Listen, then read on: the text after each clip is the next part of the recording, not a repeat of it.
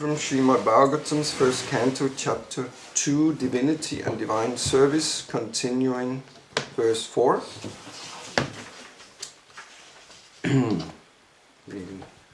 Narayanam namaskritya.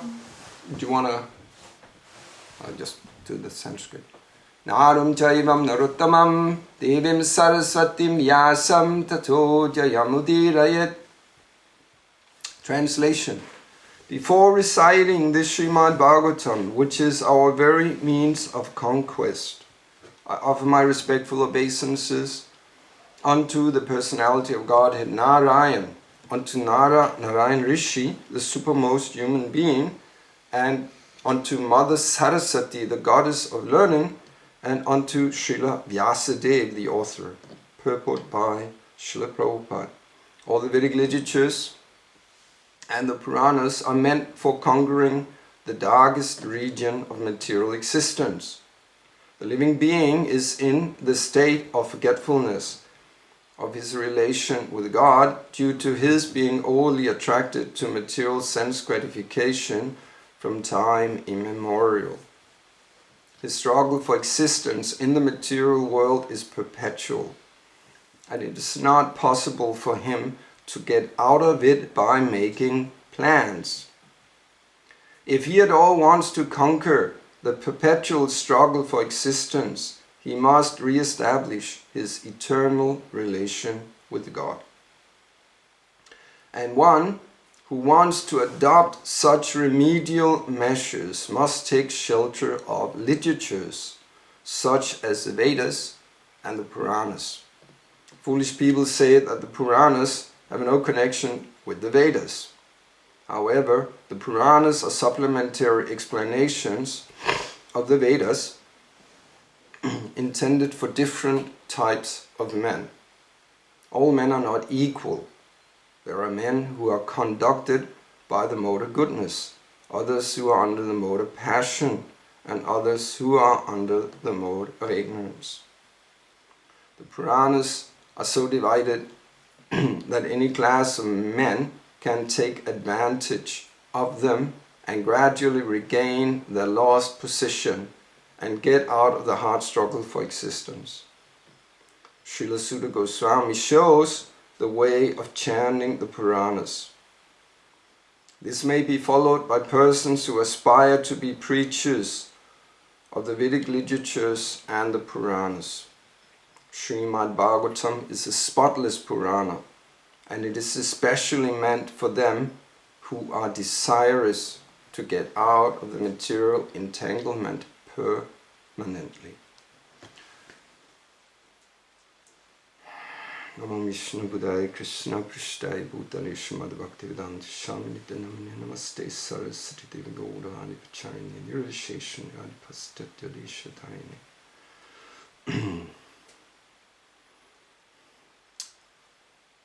Narayanam namaskritya naram chaivam naruttamam devim saraswatim yasam tato jayamudirayat. Before reciting the Srimad Bhagavatam, which is our very means of conquest, I offer my respectful obeisances unto the personality of Godhead Narayan, unto Narayan Rishi, the supermost human being, unto Mother Saraswati, the goddess of learning, and unto Srila Vyasadeva, the author. Om Jnana Timiranda Shakyanandjana Shalakaya Chakshurun Militamina Tasmai Shri Gurave Namaha. Vandishi Krishna Chaitanya. Hare Krishna. So, Srimad Bhagavatam here is explained to be the means to solve the ultimate problem of life. Stated here that the living entities are struggling in perpetually material existence. So these are the jiva bhadas, of course. There are different categories of jivas, individual living entities. And some are called jiva bhadas, some are called jiva muktas. Jiva muktas are those who are eternally liberated. They never come to the material existence. They are always without any break. Any time they are engaged in the Lord's service, they do not even know the material existence. They're not aware of the material existence. And then there's the Jiva Bhadas, the conditioned, say, Jiva Bhadas. They're eternally conditioned, but that eternal, that since time immemorial, anadi, it's without beginning, since that category of jivas got entangled. So in the Jaiva Dharma by Srila Bhaktivinoda Thakur, he describes 3 kinds of jivas. They're coming from 3 different sources. One group of jivas are coming from Sri Baladev, and these are the Nitya Muktas, the eternally liberated souls who are in Krishna Loka. They are engaged in the intimate service of Radha and Krishna, or Krishna Balaram, in the different relationships, in that intimate state. There's no awe and reverence, there's no, that distance between Krishna and the jiva is not there, in the sense that the jiva knowing that this is Krishna, the Supreme Lord, and I'm his eternal servant. They do not know that. They are covered by Yogamaya, the internal potency of the Lord, and they are fully absorbed in that particular loving relationship with Krishna, in one of the different rasas, particular mellows of love with Krishna. So that's the highest category. That's devoid of any sense of awe and veneration, which are there in the second group of jivas coming from Sankarshan. The named Sankarshan, we know, comes from Baladev. It's an expansion coming from Baladev. And those jivas are all the jivas also eternally liberated, jivan muktas, who are in Vaikuntha Loka, in all the different spiritual planets, not on Krishna Loka. The highest planet in existence is Krishna Loka, and that's for those emanating from Baladev. So all the others coming from Sankarshan, they are in Vaikuntha Loka. They worship Narayan, Lakshmi Narayan. That's pure love. There's no, in one sense, there's no difference at all. They're all perfect. They're engaged in that loving, and the loving is pouring out constantly from them.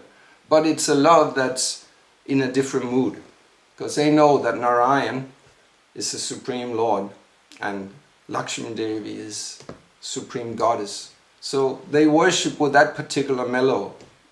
So all the jivas have a particular relationship with Krishna, and they are fully satisfied in that particular relationship. And that particular jiva is fully satisfied. That jiva does not think that, oh, there's some other goal I want in life, there's some higher position. That jiva is fully satisfied. So it's not like the jiva in Vaikuntha Loka worshipping Lakshmi Narayan thinks, oh, I really want to be a Gopa in Krishna Loka. I really want to be a Manjari and worship Radha and Krishna in that particular mellow. No, that jiva is fully satisfied. There's nothing that jiva wants besides serving his Ishta Devata, his particular Lord. So these are the jiva coming from Sankarshan. And then there's a third category of jivas explained in Jaiva Dharma. And let me see now, am I getting it right? Yeah, they are coming from Mahavishnu. And these are the Jiva Bhadas, the conditioned souls. So it's a very... those jivas have the choice. They can either go under the influence of the internal potency, Yogamaya, or they can go under the external energy. They are tatashta. So the tatashta is like, it's not actually a kind of a location. It's an energy. And this energy it can go either way. And the example is given in the Shastra. It's like being on the seashore. When you walk on the seashore, it's both land and water, because you walk there and sometimes the waves come in and then it's water, and then you're in the water element. But then the water reclines and then you're on solid ground. Then you're on the earth. So it's like shifting like that all the time. So that's kind of the tatashta energy. It can go either way. It's not fixed in one of them.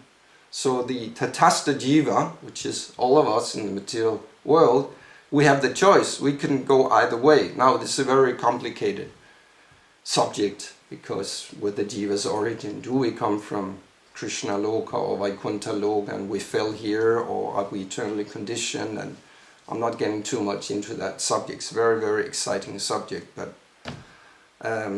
somehow or another we are here, and we know that the purpose of us is to go to the spiritual existence, because that's our fullest, our deepest aspiration and highest goal is to come to the Leela of the Lord in any form, whether it's Vaikuntha or worshipping the Lord in different moods.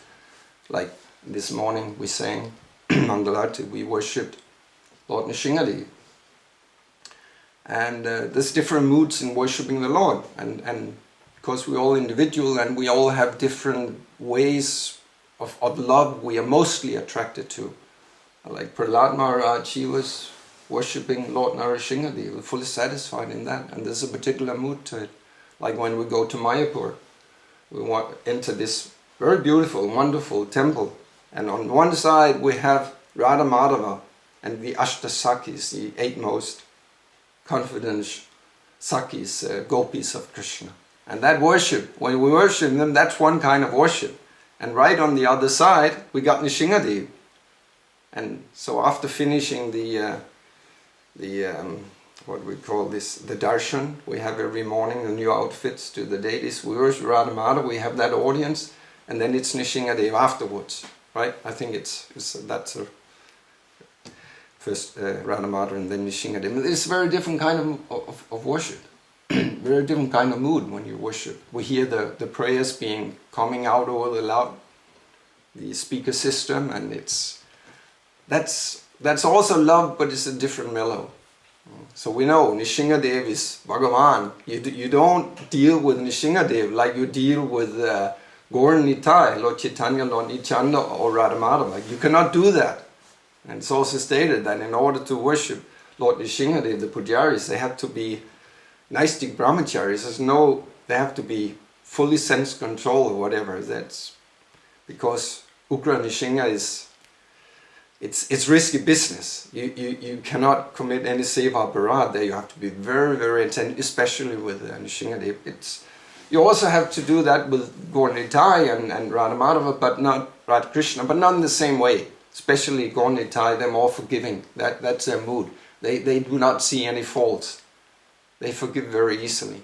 So that's also kind of like in this Kali Yuga, because we are so unqualified, the jivas are so conditioned. So that's why Gaur Nitai is coming, because in our position it's very difficult to worship, especially with this Western background, to worship Radha Krishna, because it takes a very high degree of purity and qualification. So that's why the worship of the Yuga avatar, Lord Chaitanya and Lord Nityananda, are more widely spread, because we need to worship the Lord, and it's easier with Gaur Nitai. But it shouldn't be taken like, you can just be lax and you don't have to follow so strictly. You still have to follow very strictly, worshipping Gaur Nitai. And but his special mood with Lord Chaitanya, Lord Nityananda, they're infinite mercy. So mercy, we know from all the leelas with Gaur Nitai, how they gave. They just want to give love of God, and they didn't see all the faults. Jagan Madhai, they were topmost rascals. They did so many sinful activities. It stated that the scribe of Lord, the assistant of Yamaraj, the Lord of Death, he was writing down. He couldn't kind of keep up with all the sinful acts they had, because everything the jiva is doing, the Bada Jiva condition, living entity is doing, is noted. Every single activity, and it's put down with the assistant or Yamaraj. So at one point you have to pay the price. You reap the good effects, you reap the bad effects. Both are there. And Jaga and Madai, they were so sinful. There was nothing. They were like, I heard, they started the Shastra to find out what was the most sinful activities, and then they wanted to perform them. They were so degraded. Of course, this is all Leela, because ultimately they were the assistance of Narayan, the spiritual world, Jai and Vijay. But they're so sinful. So one of them, I remember, forgot who it was. He was he was throwing a pot at Lord Nityananda, and Lord Nityananda was bleeding. This is the Supreme Lord, and there's a jiva throwing a pot in the head of the Supreme Lord, and it was bleeding. So when Chaitanya Mahaprabhu heard about it, he became furious, and he came and he wanted to kill Jagai or whatever, one of them who did it. So he called. No, he doesn't do that normally in this. He doesn't call his weapons. That's for Lord Narayan or Krishna and kill the demons. But here, Lord Chaitanya became so furious that he wanted to kill him, because anger is also, it's a quality, it's also in the spiritual world, but it's a very different quality. So when a devotee is attacked, one should defend that devotee. One should not accept, just be passive and look on. You have to protect that devotee, whether it's physical or mental, not mental, but verbal. Someone is blaspheming a devotee, you have to defend that devotee, and if you're not in position to do it because of your knowledge or whatever your position, then you have to walk away immediately. Vishnu, Vishnu, Vishnu. You should not hear blasphemy of a devotee. It's very detrimental to your advancement. So here, Lord Chaitanya, he wanted to kill Jagai, or that one of the brothers who did it. But then Lord Nityananda, he pleaded for the case. He said, "Don't do this." He protected him, because in this age, your incarnation is not to kill the demons. So he prevented Lord Chaitanya from doing it. So this shows, like Nityananda's mercy, it's unlimited. It's unfathomable how merciful Gaur Nitai are. So we have to be very pure to worship the Lord. And the point was three different jivas, categories of jivas. And the Bada Jiva, the eternally conditioned living entity, is struggling in material existence. And we are here because somehow or another we chose Maya to Krishna. So that's very difficult. How can we do that? Understand that. That's one of the deepest subjects of spiritual life, actually. How did we get here? It's very difficult to understand. But however we came here, and whether we came from Krishna's or Lord Narayan's Leela or not, the point is to get out of here, because we will never attain fulfillment being in the material existence. We can only become fully satisfied when we are engaged in loving relationship with the Supreme Lord. And in this day and age, it's given so easily. But even though the process is so simple in this age, because we know in previous ages it was different kinds, the Yuga Dharma was different. And it took so much more qualification, or so much more difficult. But in this day it's so easy. The Sankirtan movement, you chant congregationally, you worship the Lord by prayers, by songs, you take prasadam, you listen to the scriptures. It's not so easy so difficult to listen. It just takes your attention, your desire to be present there. And glorifying, dancing and singing like we did just Mangalarti. We see when we're together, we worship the Lord, everything becomes so auspicious and wonderful. When you get when you get purified, it's just nectar, right? You do it together because Sankirtan movement, this is Yuga Dharma, you please Krishna by together worshipping Him. So it has so much more potency when we worship together. It's much more difficult if you're alone, but when we're together, we worship the Lord together, there's a potency there. When you're completely absorbed in it, I'm here now, I'm not thinking what we're doing later, so many things to have to be done, especially in a project like this, 10,000 things. But if we do not connect with the root, with the spiritual energy, and I'm here, right here now, my whole purpose in life is to reconnect with the Supreme Lord, and I'm in the process of doing that by chanting, by worshipping His pure devotee like we do in the morning, samsara prayers. These are meditations upon the Lord's pure devotee, because we know worshipping the Tadyanam, that which is connected with Krishna, is even more powerful than worshipping the Lord directly. So worshipping the pure devotee of the Lord makes you more advanced in spiritual life, that pleases Krishna more than direct worship of him. Like we can see it in the material world also sometimes. If you meet a very great person, he or she, this is very influential, powerful, got all the money, got all the power, maybe all the beauty, strength, whatever. That person has so much. So how do you, if you are just an ordinary, whatever, Joe in the street, normal person, it's very hard to please that person. But if you please something that's connected with him, like his son or daughter, or even a dog sometimes, then that person gets pleased. Oh yeah, see, because now he's treating my dog or my son very nicely. And then that person, high person, gets pleased with that ordinary guy. So in a similar way with Krishna, he can satisfy much more by pleasing that which is dear to him. And the pure devotee is like Krishna's heart. There's a verse stating that is more pleasing to him than his own self, his pure devotee. So when we worship the Lord, in the morning we worship the pure devotee and we worship the Lord also. So we have to be completely absorbed in those prayers. What does it mean when we chant the samsara prayers? We have to know what these are. We have to know some of the verses, some of the words, so we can get the whole meaning of that particular shloka. So that's a good kind of practical technique. We can't know all the words in Sanskrit or the Bengali verses, but know some of them, and when we know some of the words, kind of the whole meaning of that verse comes in your mind. And when we are really aware of what we are chanting, when it's not just some mechanical ritual or whatever, we get some benefit from that. But the real benefit is when we understand what it is we chant, and then you can put your whole love into that. So that's very, very important. And with the Maha Mantra, Krishna is there in his holy name, but he is manifested according to the purity.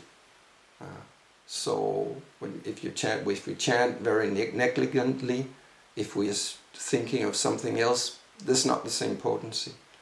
But when we're fully aware Krishna is actually here, I'm chanting, Krishna is here, and I can realize that according to the purity of my heart. And according to, you have to be fully aware, and of course the purity of the heart has to be there.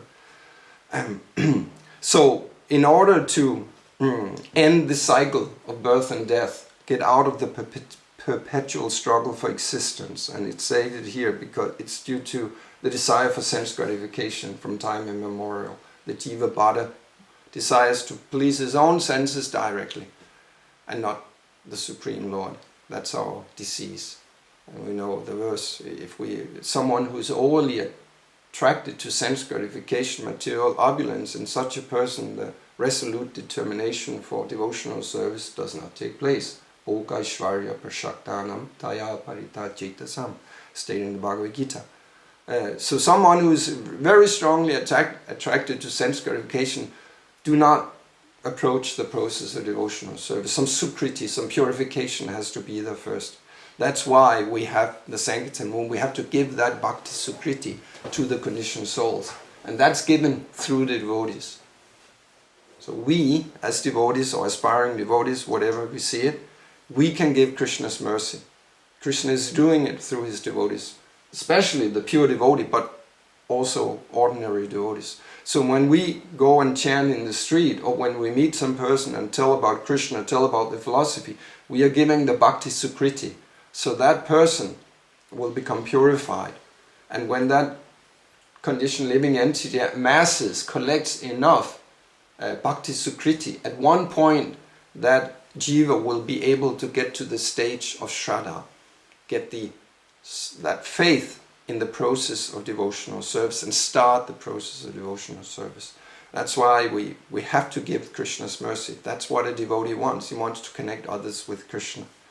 And as a part of that, and that whole process is, he recognizes the position of Krishna's advanced devotees, or any devotees, especially the advanced devotees, and he offers homages to them always.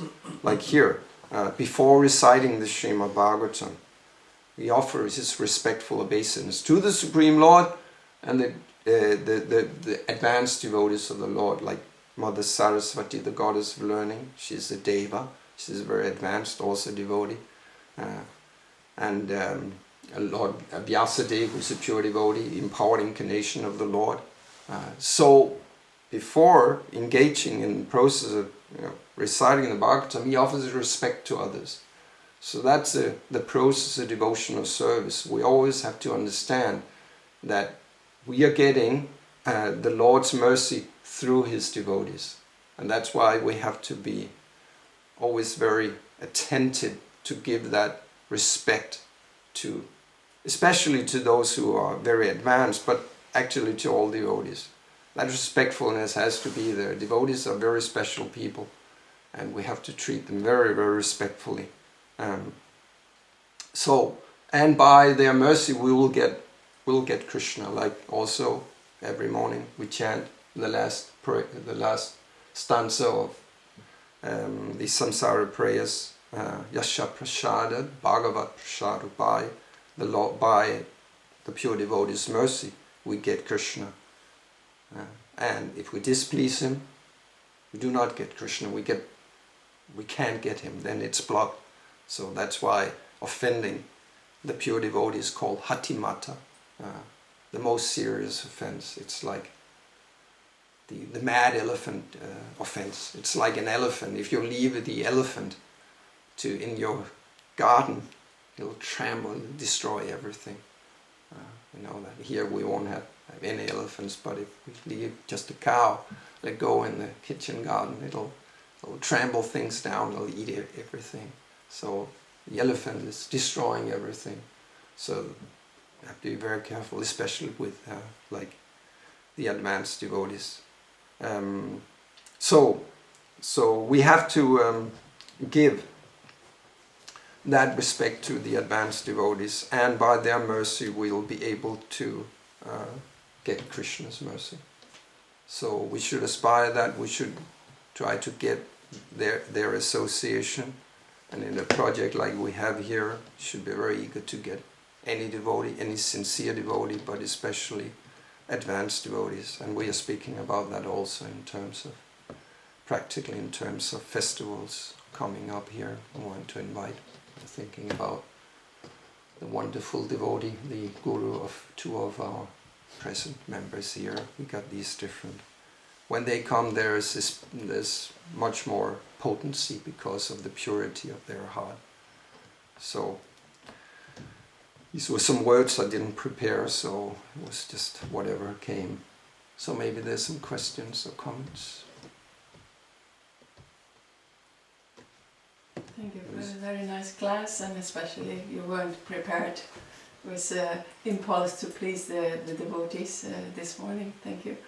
But I was curious to know that it seems that I know that the advanced devotees, they are not in forgetfulness of Krishna, and they do not need to be reconnected with Krishna, but they do come here and they are present, and there is a constant flow of the pure devotees to this planet and other hellish planets. So they do know of the conditioned life here, and especially Srila Prabhupada. He is very much expert in seeing and knowing how we are conditioned, and he knows exactly what it takes to liberate us. So you stated that the mukta jivas, they do not know the material energy, and they do not come, or they do not connect with it. So, but it seems that Srila Prabhupada, especially, he's an expert on all areas, and he knows about the conditioned life, and he also comes here as do Krishna and all his special consorts and personal friends. There's a constant flow. That's why we have all the literatures, and we are so blessed by being at this certain time and age in Kali Yuga, because we just had so many acharyas here who gave their literature in acknowledgement of our position. So you said they do not know, but they do know. There's, in general, these are speaking about, this is a general thing, the Jiva Muktas, generally in the spiritual world, they do not come here. There's a very few who come here, and those who come here, like Srila Prabhupada, like our acharyas, like the associates of Lord Chaitanya, etc., they are sent here with a specific purpose. But the vast majority of the Jivan Muktas do not come. Krishna does not send them here on specific purposes. But some of them he does, because like he has his Leela in the age of Kali to liberate everyone, and he sends someone to assist him in that. Like Srila Bhaktisiddhanta, like Srila Prabhupada, Srila Bhaktivinoda Thakur, etc. So those, the acharyas who come here, who are actually Jivan Muktas, who are not sadhana siddhas, who do not, they're not coming from the category of Jiva Bhadas, conditioned souls, and attaining the platform of perfection. When we speak about the Jivan Muktas as someone who's not coming from that, but coming directly from the spiritual world here by the order and desire of Krishna. So, because they are giving that service from the Supreme Lord, they come here. So I'm speaking, what I mentioned here was the general mass of Jivan Muktas do not know the material existence. So whether Srila Bhakti, that soul who came as Srila Bhaktisiddhanta and Srila Prabhupada Bhaktivinoda Thakur, whether they knew of the material energy or not, I cannot tell. But they just considered, I'm ordered to go here by the Lord and I want to please Him, and that's why they come. And they're always protected, even though they're seemingly in contact with the material existence, they're always protected by Krishna because He desired them to come, so He gives that specific protection. Also, like Prabhupada said, he came to the West and, it was horrible. I mean, he came from Vrindavan in those days in the spiritual world in material existence, right, in the embassy. And so he came from that wonderful place to New York City, and it was like hell. But he said, I never forgot my spiritual master. So he always remembered the spiritual master and Krishna. He never forgot them. So that's the difference between those souls and us. We have to kind of struggle to remember Krishna all the time. We remember Him some of the time, and we try to do it more and more, but it doesn't come naturally. But with Prabhupada, Bhaktisiddhanta, they're in different category. So there's a few of those Jiva Muktas who come here. Very few, considering to the unlimited number in the spiritual world. You have to understand that it's unlimited. We can't imagine how many, we can't even imagine how many Jiva Bhadas are there. You just walk out into the garden here. You take a shovel and you turn it, and you see all the small worms, all the small insects. So many in just one shovelful, So we cannot imagine, we cannot consider how many even conditioned living entities there are. And those in the spiritual world far outnumber those in the... So of those who come here like the acharyas, they're like insignificant number. And they only come because Krishna wants them to come. So, special category. Thank you for the clarification. Prabhuji? So we hear that in this way, you can say, devotee, he knows that all knowledge is given to him from Krishna. Krishna is there in the heart giving the knowledge, and he's not deviating. Prabhupada even says in the purport in 18th chapter that you shouldn't even deviate to other incarnations of Krishna than Shyamasundara. Yeah. But here is like offering Saraswati Devi even onto the goddess of learning, which is demigod. Right. Yeah, that's good. I was considering that too, because that's interesting actually. So, yes, he's offering his respects to Narayan, who is the Supreme Lord. And what do we do every morning when we chant? We chant Om Namo Bhagavate Vasudevaya. So Vasudev, which is Krishna, not Shyamasundar Krishna, but it's another of his So, and we say Bhagavan, Bhagavati, right? That's Bhagavan. So that's the awe and veneration aspect of the Lord. That's not Krishna, Shyamasundar Krishna, because with Shyamasundar Krishna there's no awe and veneration. There's only spontaneous love. So it's set up like that, and as devotees, even though in our particular situation, our goal is in our line of Gaudiya Sampradaya is Radha Krishna, mainly. That's the main thing.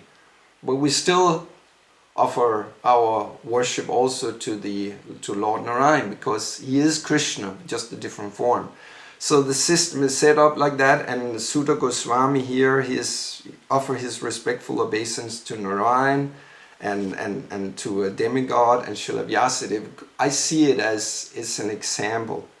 We always have to get the Lord's mercy, but also the mercy of his devotees. So that's why he's doing it to Vyasadeva.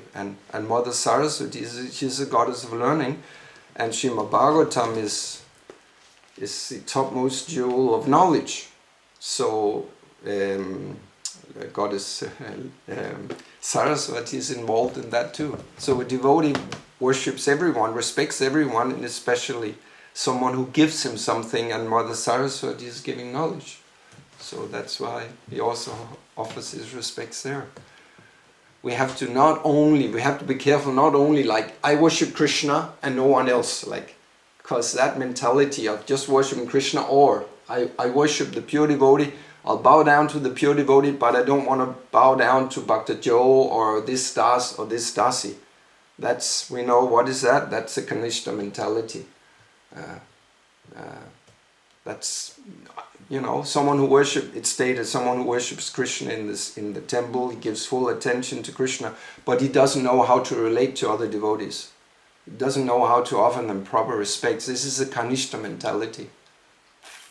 And someone who is on the immediate platform, Madhyam, the higher, there's 3 categories of advanced and basic categories. So that's someone who knows how to relate to other living entities, especially devotees, but all living entities. And as stated before, that Tadiyanam, that which is connected with Krishna, is even more worshipable than Krishna directly. So we have to know how to deal with other living entities. So that's the Madhyam platform. And then, of course, Uttam platform, the highest platform, is you see Krishna everywhere, and that's very, very high. And we can, something beyond us in the present state. But we have to understand other living entities and respect them and deal with them accordingly. And that's, of course, according to spiritual advancement is one thing, and according to the body. Right? There's someone may be very senior in terms of age, and we have to take that into consideration. Even that person, as a devotee, may not be very advanced. Someone joined in a very old age. We had a devotee here in this yatra some years back. He left his body, Keshava Prabhu, and him and his wife, they joined at they were, I don't know, they were like 50 or something like that. Very nice person like that. So he wasn't very advanced, but he was sincere. They were both sincere. So we have to offer respect according to the body also. And then we see the example of Shukadeva Goswami. He was 16 years old. He was like a kid, complete kid. And what did he do? He came into the assembly of all those very old ages. Many of them were quite old, the sages in Naimisharanya. They were old in terms of both the body and spiritual advancement. They were rishis, they were highly advanced. But they chose that 16-year-old boy to take the seed of Vyasadeva, the most respected seed, because of his spiritual advancement. So there's both considerations. We can't neglect any of them. So we have to apply our intelligence to understand how to relate to different living entities and different devotees also. That's a system Krishna put up, and we have to apply ourselves accordingly. So that takes some intelligence and some knowledge. We have to understand that. It's important. Can I perhaps be separated a little bit, that you serve your respect to everyone to please Krishna personally. So it's not like we don't worship Mother Saraswati necessarily by offering our respects, but we offer our respects to her because we know it pleases Krishna, and so forth, that we are kind and merciful to all living entities in our progress to please Krishna. And so he is also, I mean, always our worshipable Lord. So we do not redirect our worship to anyone else, but we try to please him by serving our respect to everyone. Yes, that's true. We do not worship the devas. No. Because that's not needed. I forgot the verse that in the Bhagavatam that you don't have to worship, because those who follow the Vedas, they have to worship all these different kinds of all the yagyas and everything. But as a devotee of Krishna, you don't have to do that, because we are worshipping the root of everything. So, but the respect has to be given there. Yes. So we do not worship any of the devas in general, but we offer our respects to them because, as you said, we want to please Krishna, and because there's a jiva there, there's a part of Krishna. Any jiva is a part of Krishna, and we respect that jiva. But we offer also, again, there's a difference between an ant and a demigod, because the demigods are actually servants of Krishna, right? And that's why we give more attention, respect to them. But we do not engage in like offering incense and ghee and everything like that, because we don't have to do it. We are not diverting. But yes, Krishna wants us to respect them, and thus we do that. Thank you very much for your attention. All glories to Srila Prabhupada. Yeah. Namo Vishnu Namo Vishnu